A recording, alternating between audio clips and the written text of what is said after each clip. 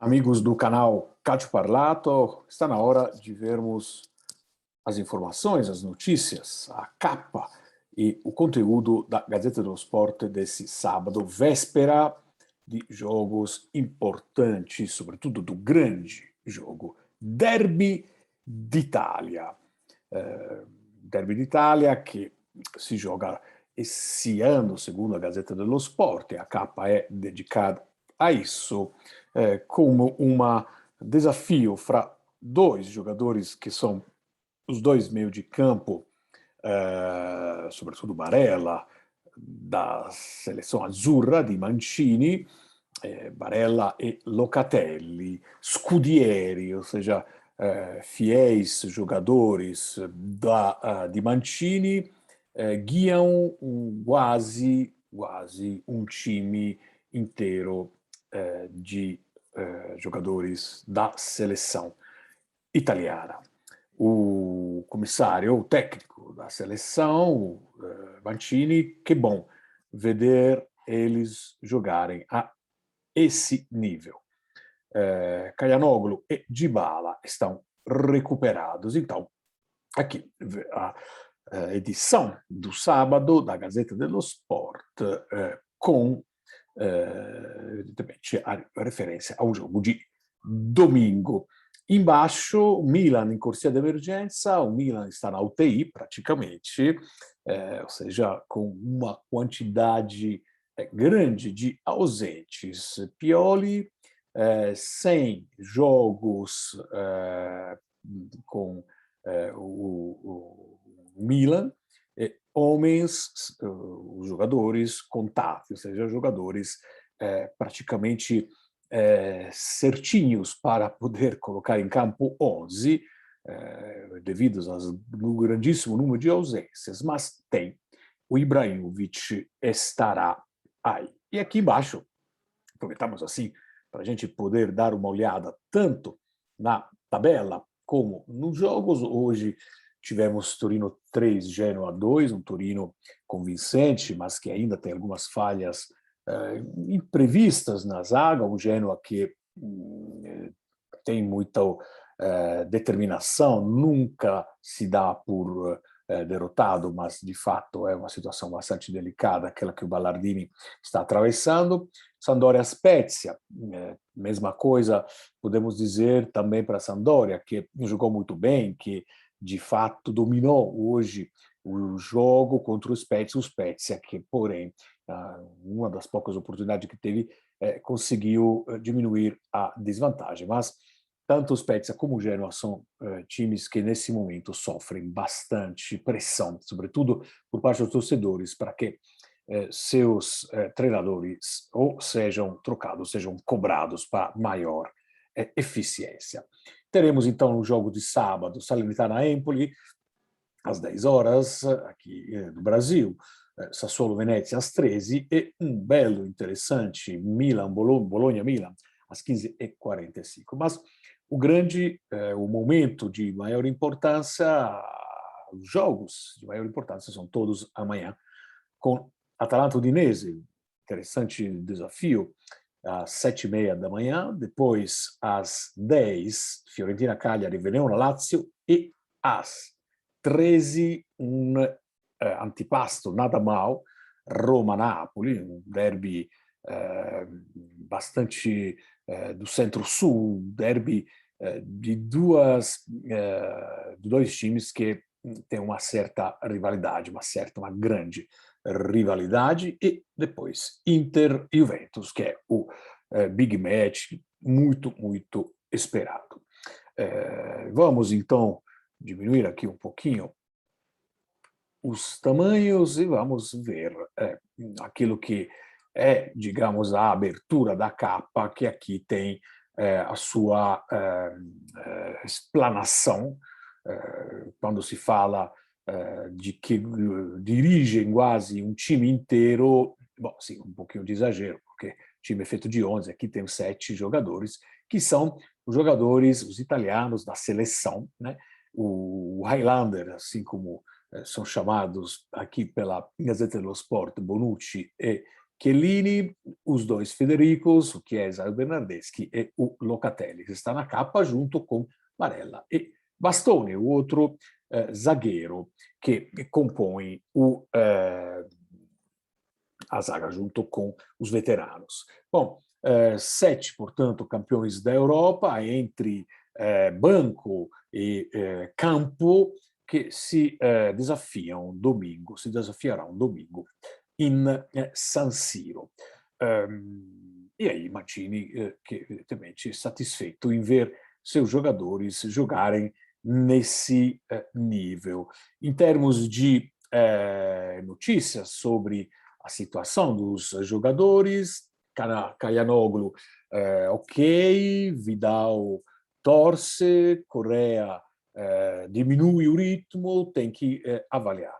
Enquanto do lado Juventus, Dybala agora está treinando com o grupo e Rabiot finalmente è negativo a novo controle Covid. E passamos, portanto, a mais para frente aqui uma entrevista tanto a Materazzi, ídolo da Inter, e a Barzagli, jogador que muitos anos vestiu a camisa da Juventus, aqui uma interessante análise de Tardelli, o jogador, o volante da Itália, campeão do mundo em 1982, na Espanha. Tardelli que faz uma análise, que é treinador também, faz uma análise daquilo que pode ser as chaves táticas do jogo, né? A chave tática de ataque da Juventus, Allegri que vai confiar em um ataque muito rápido com Chiesa na mesma linha de Morata e para poder aproveitar ao máximo as verticalizações ou, eventualmente, se abrir para começar a manobrar, ou, portanto, a levar o jogo nas laterais, abrir dessa forma também a zaga da Inter e, portanto, favorecer a inserção dos meio-campistas e a convergência dos laterais. Qual poderá ser a moça ofensiva da Inter? Será fundamental o trabalho de Calhanoglu e de Dzeko, que, uma vez a bola reconquistada, deverão verticalizar imediatamente para trovar, para encaixar, para encontrar a justa verticalização para o Lautaro. E aqui o esquema tático bastante bem desenhado, sem dúvida. E essa aqui, análise do Tardelli. E aqui todas as lembranças da história que vai da época dos romanos, enfim, né? Se vai muito longe das polêmicas de 1961 entre Sandro Mazzola e aquele Juventus Inter 9-1, quando a Inter, por protesto em um jogo que foi considerado que teve que ser jogado novamente, a Inter protestou e mandou em campo os jovens e aí tomou 9 gols da Juventus. Foi uma atitude polêmica, mas o resultado ficou e a partir daí nada foi a mesma coisa. Depois a entrada criminal que o Giuliano fez no fenômeno, o Ronaldo, quando até o treinador Simone, que era sempre foi um treinador muito extremamente comportado, se esquentou com o juiz na época. E depois, né, a história do ano passado, as brigas com gestos labiais, etc., entre Agnelli e Conte. Agnelli e Conte, che muitos anos trabalharam juntos, o ano passado, com Conte dirigindo a Inter e Agnelli, evidentemente, continuando sendo responsável da direção da Juventus. E aqui, só para entender um pouquinho toda essa rivalidade, toda essa polêmica, aqui temos o nosso amigo Pioli, che in Bologna soma a centésima presença no banco do Milan, não tem Kessie, não vai ter Rebic, não tem além mais 7 homens, vamos lembrá-lo rapidamente aqui através dessa resumo que a Gazeta dello Sport nos fornece, então indisponíveis, o Plizares, terceiro goleiro, o Florenzi, o Messias, esses números aqui no meio são a quantidade de dias que ainda ficarão indisponíveis, o Mayan, o Ibrahim Diaz, o Theo Hernandes, o Rebic, o Kessie e Pellegrini. Enfim, não é nada mal como lista, né? Então, é provável que o Milan coloque uma escalação muito parecida com a escalação que enfrentou o Porto com Ibrahimovic desde o início e o Krunic no lugar do Ibrahim Diaz e o Castillejo no lugar do Saelemaekers. Eu não acredito muito nessa possibilidade. Eu acredito que o Saelemaekers, de fato, seja titular, assim como provavelmente o Giroud. Mas, enfim, são aqui a própria Gazeta dello Sport coloca como 55-45, ou seja, de fato, uma indefinição ainda por parte do Pioli. E aqui uma entrevista a Cafu, grande Cafu. E, finalmente, os jogos que se jogaram na sexta-feira, com uma Inter, perdão, com um Torino que volta a ganhar, honestamente com um pouquinho de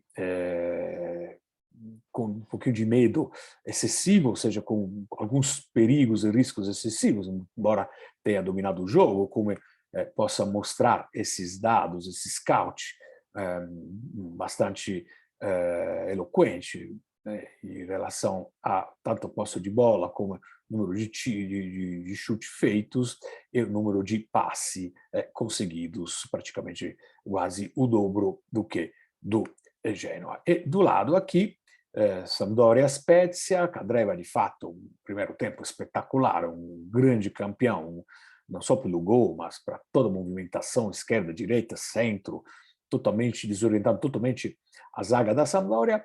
E, finalmente, temos um Roma-Napoli, que também se jogará no domingo, que, como sempre, o Napoli vai da páginas 15, 16, 12, nesse caso, da página 18, para se falar da capolista, a crise do improviso do Mourinho. Sobre Mourinho já falamos, já expressamos todos nosso repúdio com as palavras, com as atitudes que ele com o qual ele menosprezou seus jogadores, e aqui estão, inclusive, as fotos dos jogadores que, evidentemente, estão em discussão pelo Mourinho, que é o Brian Reynolds, 20 anos, com custo de 6 milhões mais 5 de bônus e um salário de quase 1 milhão de euro e